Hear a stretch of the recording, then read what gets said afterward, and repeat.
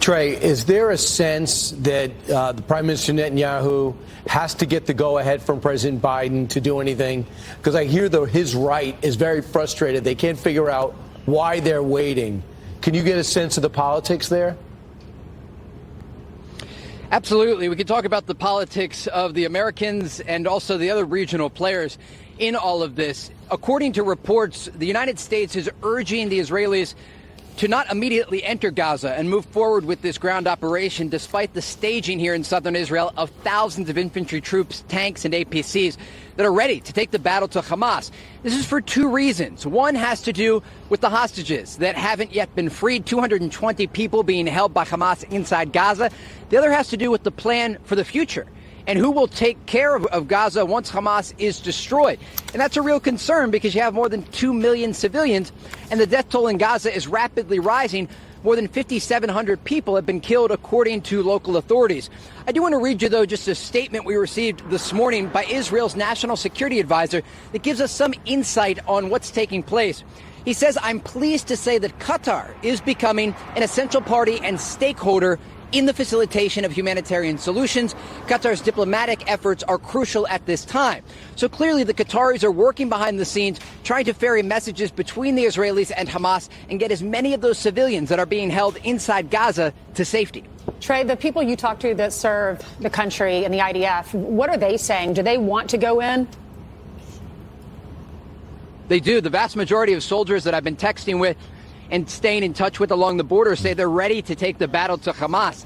They saw the massacre that took place on October 7th. They understand the trauma that Israel has faced on what's being called the country's darkest day. And so they're ready to not just degrade the capabilities of this organization in the Strip, but completely eradicate Hamas from the map. They want to get rid of the group that caused the pain and the suffering of their people. And so they're ready. They're ready to go, and they're waiting for those orders. And that's part of the calculation the Israeli political echelon has to make in all of this, understanding that each and every day that goes by, you have soldiers that have this adrenaline here in the South. They're ready to go. And some of that will die down as the days pass. You know, Trey, I'm just curious. Obviously, these folks are still healing. They're preparing for war. But there's protests happening all across the country, all across the world, in fact, of people that don't support them.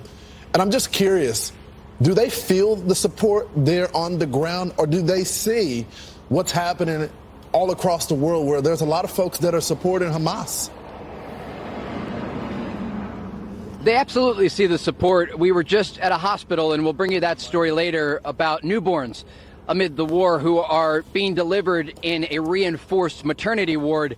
We actually held a 1-hour-old baby, just a bright moment amid this really dark story. But they see the support. And one man actually said, tell the people in New Jersey, his family was from New Jersey, we see the support and thank you for sending all this love and actual goods to the soldiers on the front lines.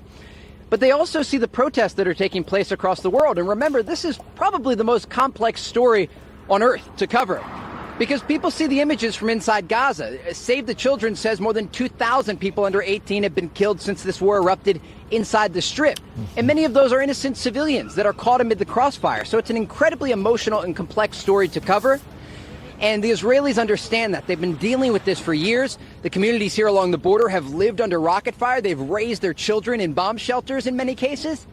And so they understand what's taking place, not just here on the ground, but the reaction from around the world.